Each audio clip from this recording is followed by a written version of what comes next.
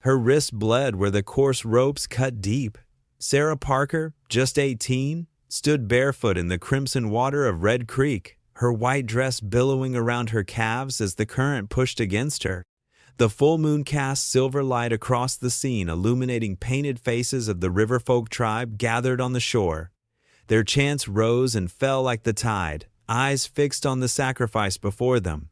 "The river demands purity," intoned the river priest, his face marked with red clay and his eyes hollow with fervor. "Once every decade, the blood debt must be paid." Sarah didn't cry, didn't plead. Her fate had been sealed the moment her mother drew her final breath 3 weeks prior. The tribe needed someone pure, someone marked, and the crescent scar on her wrist, shaped like a wave, had sealed her destiny.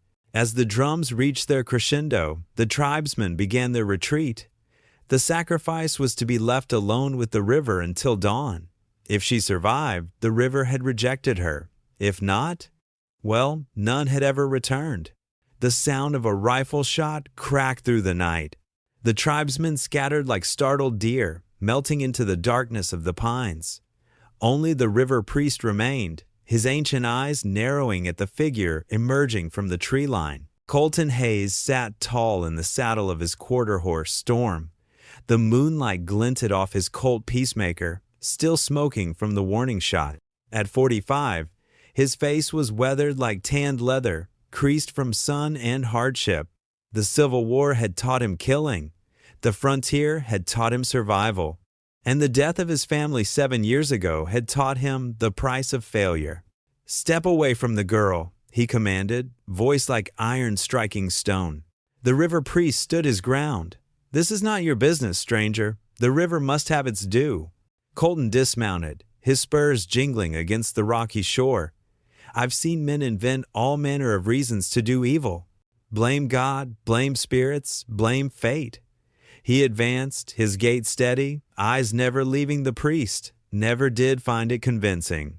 "You know nothing of our ways," the priest spat.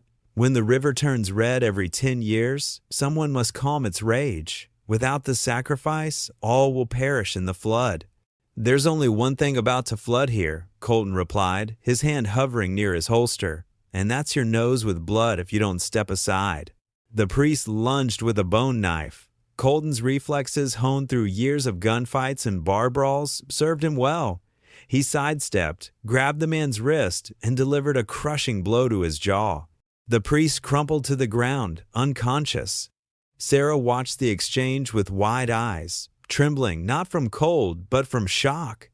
No one had ever challenged the ritual. No one had ever dared. Colton waded into the water, his knife making quick work of her bindings. As the ropes fell away, he noticed the strange color of the water, not the normal silt brown of the creek, but a crimson that stained his boots. "Can you ride?" he asked, supporting her weight as she stumbled onto shore. She nodded weakly. "Then we'd best be moving. Those folks aren't likely to take kindly to me interrupting their ceremony." As he helped her onto Storm, Sarah glanced back at the creek. "You don't understand what you've done," she whispered. "The river always claims what's owed." Colton mounted behind her. "I've squared accounts with worse than a river in my time." As they rode away, the water behind them surged unnaturally, rising several inches in seconds. The moon's reflection distorted as ripples spread outward from where Sarah had stood, as though something beneath the surface had been disturbed from slumber. The old hunting cabin belonged to Jake Redwood, a trapper who'd met his end on the wrong side of an Apache arrow 2 winters back. Colton had kept the place stocked ammunition, dried meat, coffee, and whiskey as a waypoint during his cattle drives. Sarah sat wrapped in a wool blanket by the fire, her eyes fixed on the dancing flames. The cabin walls were adorned with rifles, hunting knives, and the stretched pelts of wolves and coyotes. A single lantern cast long shadows across the rough-hewn floor.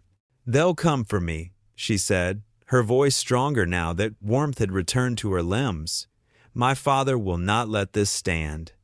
Colton poured amber whiskey into a tin cup and handed it to her. "Drink. It'll burn, but it'll ward off the chill." He sat across from her, Winchester rifle balanced across his knees. "Now tell me what this is about. What kind of father gives his daughter to a river? Sarah took a sip, coughing as the liquor scorched her throat. The river folk settled in this valley after the Great Sioux War.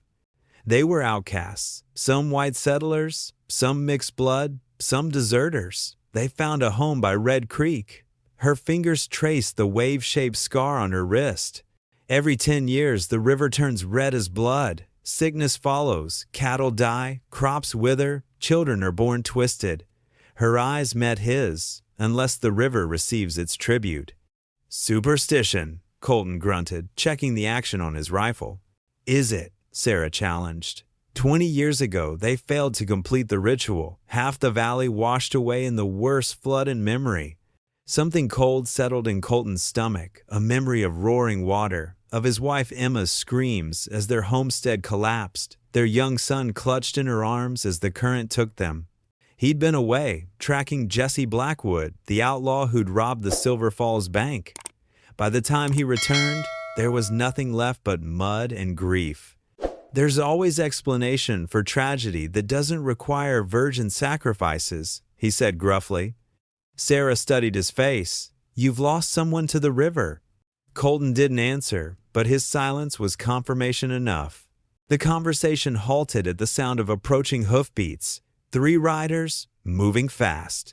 Get down, Colton ordered, extinguishing the lantern with a quick breath. He moved to the window, rifle ready. 3 men approached, painted faces visible in the moonlight, rifles gleaming. Find the girl, one called out. The prophet wants her alive. And the man? Kill him. The first shot shattered the window. Colton returned fire, the Winchester's report thundering in the small cabin. 1 rider tumbled from his saddle, the others scattered, taking positions behind trees. What followed was a lethal game of patience. Colton conserved ammunition, firing only when certain. His second shot caught a man trying to circle behind the cabin, dropping him with a center mass hit. The third attacker fired wildly, bullets splintering wood but finding no target.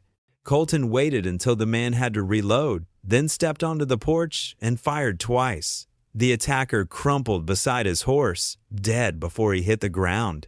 The silence that followed was deafening. Sarah emerged from her hiding place beneath the table. Colton was already searching the bodies. These men, she whispered. I know them. That's Thomas Miller. He taught me to fish when I was a child. Colton didn't respond to her grief. Instead, he held up a folded paper taken from inside one of the dead men's coats. An old map, yellowed with age, showed the region around Red Creek. Markings indicated a mine shaft near the river's source, with handwritten notes in faded ink.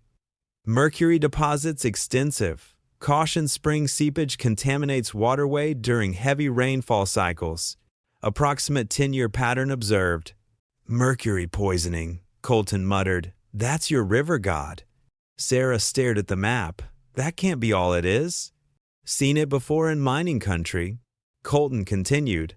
Makes people sick, makes water change color. Those tributes didn't appease any spirit, just pure chance they survived the poisoning some years. The revelation hung between them, but before Sarah could process it, Colton was gathering supplies. We need to move. More will come by dawn. Where? Redemption, Colton replied, checking his peacemaker. There's a man there, Marshall Reed. Fought alongside me in the war. He'll help us. Sarah hesitated. My father, he's a powerful man among our people. They call him the River Prophet. Got a real name? Her eyes dropped. Jesse Blackwood. Colton froze, his hand tightening around his gun. Blackwood? The outlaw? Sarah nodded, confused by his reaction. The pieces fell into place with devastating clarity. Jesse Blackwood, the man Colton had been hunting when the flood took his family. The man who disappeared into the wilderness afterward. Your father and I have unfinished business, Colton said, his voice deadly calm. The journey to redemption took them through terrain growing increasingly treacherous. Rain had begun to fall gentle at first, then with mounting intensity. The creek they followed was swelling visibly, its waters an unnatural rusty red. They paused at a hunting camp where an old trapper named Mackenzie shared his fire and coffee. "Them riverfolk been around these parts longer than most know," the old man told them, his rheumy eyes reflecting the flames. "But that worship of theirs, that started with a newcomer, charismatic fella who showed up maybe 20 years back. Before him, they was just folk trying to get by." "Blackwood," Colton said. Mackenzie nodded. "That's the name some whispered. Others called him Prophet. Said he could predict when the river would turn angry. He spat into the fire. Course, later I figured he was just reading the weather patterns like any smart man would." Sarah sat silently, her world unraveling with each revelation. "But there's truth in the old stories," Mackenzie continued. "Osage Indians avoided that valley every 10 years or so. Said the water spirits grew angry and poisoned the land. By midday they reached Redemption, a boomtown flush with silver money. The main street bustled with miners, merchants, and the occasional soiled dove looking for early business. At the far end stood the marshal's office, a solid building with iron bars on its windows. Marshal Reed was a bull of a man, his mustache peppered with gray, but his grip still firm as iron when he shook Colton's hand. "Hayes," he said with genuine warmth, "thought you disappeared into them hills for good after." He didn't finish the sentence, just clapped Colton's shoulder. Inside his office, Colton explained their situation. Reed listened, his expression growing darker with each detail. "Blackwood," he finally said, shaking his head. "Should have known he'd find a way to reinvent himself. Man's slipperier than a greased rattlesnake." He looked at Sarah. "No offense, miss, but your daddy's wanted in 3 territories. Murder, robbery, arson, you name it." Sarah's face had gone pale. "He told us he was chosen by the river, that his vision saved our people." Reed's voice softened. "Men like your father, they find desperate people and give them something to believe in. Makes controlling them easier." "There's something else," Colton interjected. "That flood 7 years back, the one that took Emma and James. You recall any unusual circumstances?"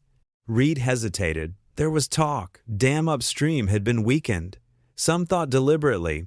Colton's jaw tightened. "Blackwood knew I was tracking him. Knew I was close." "You think he caused the flood to escape you?" Reed asked. "I think he killed my family to punish me for hunting him," Colton replied, his voice like gravel. "And now he's been hiding behind religion ever since." The conversation was interrupted by shouts from the street. Reed moved to the window, cursing under his breath. "Riders coming, at least 20, armed to the teeth." Colton joined him. At the head of the approaching group rode a tall figure in a long coat, dark hair streaked with gray, a neat beard framing a handsome face that had charmed as many people as it had deceived.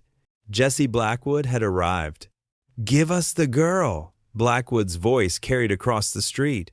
"The river demands its sacrifice." Townsfolk scattered, doors slammed shut. Reed's deputies took positions, rifles ready. "You have no authority here, Blackwood," Reed shouted back. "This is lawful territory." "The only law that matters is the river's law," Blackwood replied, "and it will be satisfied one way or another." The first shot came from somewhere in Blackwood's group.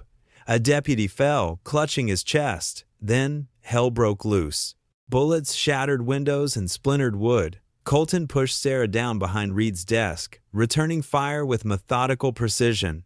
3 riverfolk fell under his marksmanship before they even dismounted. Reed organized his men, directing fire from the jailhouse windows. "We're outnumbered," he grunted, reloading a shotgun. "Need to fall back to the hotel. Better position." They retreated under covering fire, Sarah between them. The hotel was a 3-story building with a clear view of the street.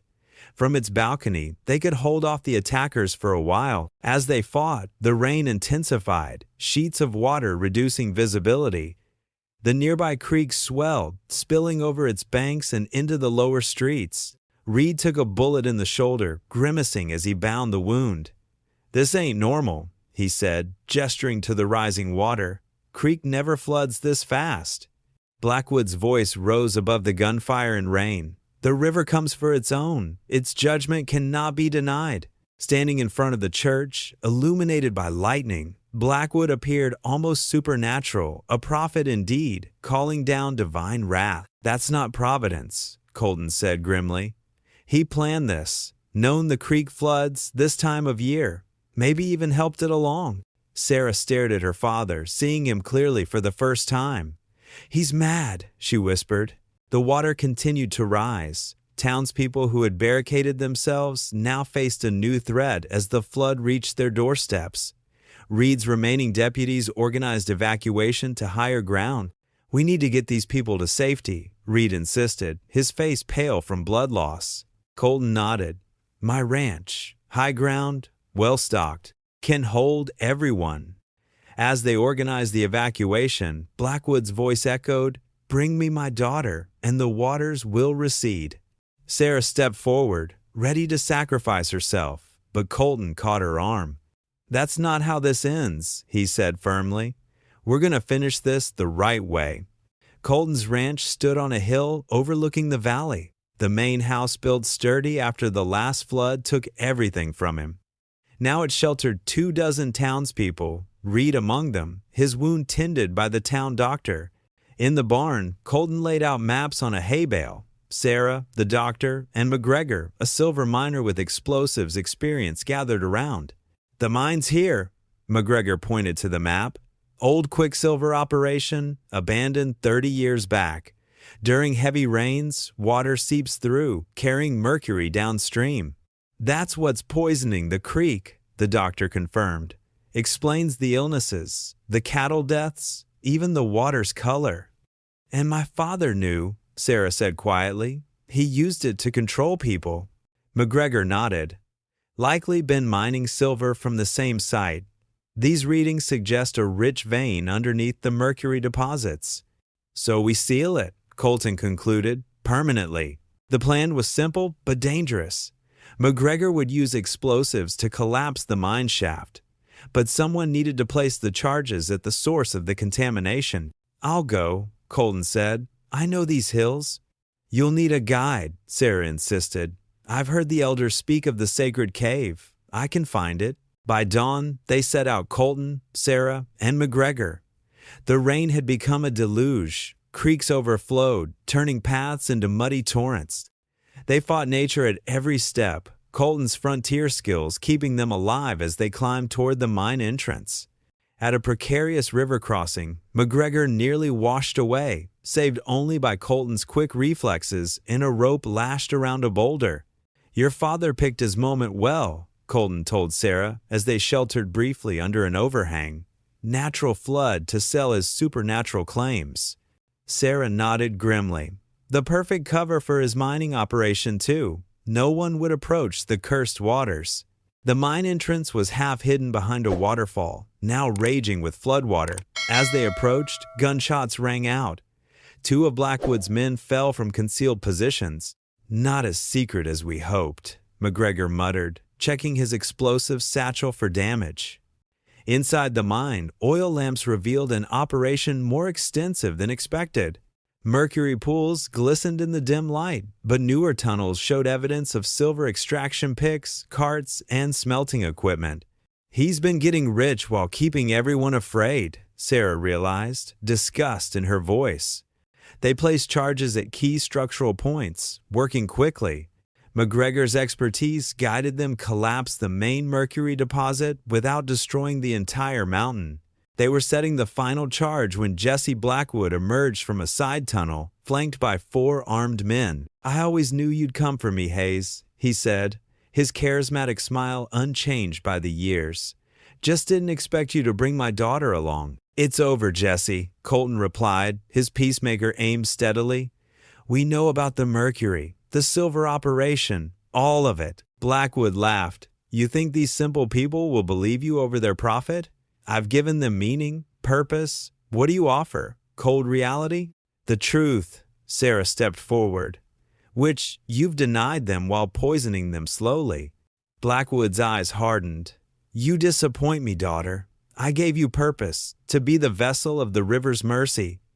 Instead, you choose to stand with my enemy. The man who hunted you because you were a murderer, she replied, before you became something worse. Blackwood signaled his men, "Kill Hayes and the miner. Bring my daughter." The mine erupted in gunfire. Colton dove behind a cart, his first shot catching a river folk in the chest. McGregor wasn't as fortunate. A bullet struck his leg, sending him sprawling beside the final charge. Sarah grabbed a fallen pistol, firing with untrained but determined hands. Her shot went wide, but it provided enough distraction for Colton to advance.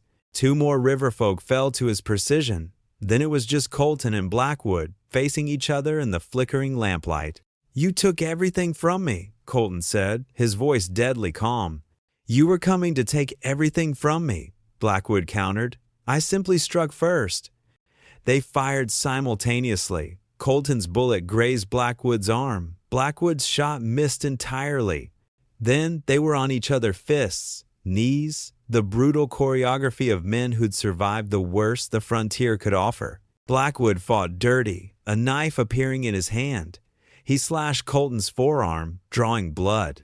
Colton responded by slamming Blackwood against the tunnel wall, the impact dislodging stones from the ceiling. Behind them, the wounded McGregor dragged himself to the final charge. "Get out!" he shouted to Colton and Sarah. "I'll finish this." Blackwood broke free, lunging toward his daughter. The river must have its sacrifice. Colton intercepted him, their struggle carrying them dangerously close to a mercury pool.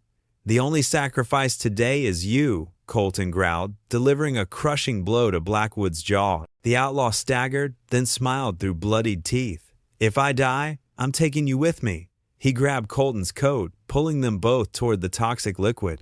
Sarah's shot caught her father in the shoulder. He released Colton, howling in pain and betrayal. "Run!" McGregor shouted, fumbling with the detonator. Colton grabbed Sarah's hand, and they sprinted toward the entrance. Behind them, Blackwood recovered enough to pursue hatred, giving him strength. At the mine entrance, Colton and Sarah emerged into the rain just as the first explosion rocked the mountain. Blackwood appeared at the tunnel mouth, pistol raised for one final shot. The second explosion collapsed the entrance, burying Blackwood beneath tons of rock and earth. McGregor was somewhere inside, his sacrifice sealing the mine forever. The mountain shuddered. Stones tumbled down the slope. Colton and Sarah ran until they reached a safe distance, then turned to watch as dust billowed from what had been the mine entrance. The rain continued, but within hours, the waters of Red Creek began to clear the source of their contamination sealed beneath the earth. Autumn painted the valley gold and crimson as Colton stood on his porch, watching the rebuilt town of Redemption in the distance. The flood had receded months ago, leaving destruction but also opportunity for a fresh start. Reed had recovered from his wounds and now served as mayor as well as marshal. The surviving riverfolk, leaderless after Blackwood's death, had gradually integrated with the town, their river worship abandoned as the truth spread. Sarah had found her place as a teacher, using her knowledge to bridge worlds rather than divide them. The wave-shaped scar on her wrist was now a reminder of deception overcome, not divine selection. "Still keeping watch?" she asked, joining Colton on the porch. He nodded. "Old habits." "The river's clear," she observed, "has been for months now." "Nature heals when given the chance," Colton replied. "People too." He thought of Emma and James, their graves now properly marked on the hillside behind the house. The pain remained, but the burden of vengeance had lifted. Justice had been served not by his hand alone, but by truth revealed. Sarah smiled. "Reed says they're naming the new bridge after McGregor. Good man, deserves to be remembered." The setting sun cast long shadows across the valley. Colton's hand instinctively checked his peacemaker, then relaxed. "Think I'll leave this inside today," he said, unbuckling his gun belt for the first time in years. As he hung it on the peg by the door, he added quietly, "But close enough to reach. This is still the West after all." The river continued its eternal journey through the valley, its waters running clear and true, no longer a god demanding sacrifice, but simply a river, bound by natural laws rather than superstition and fear. Its judgment complete, its truth revealed at last.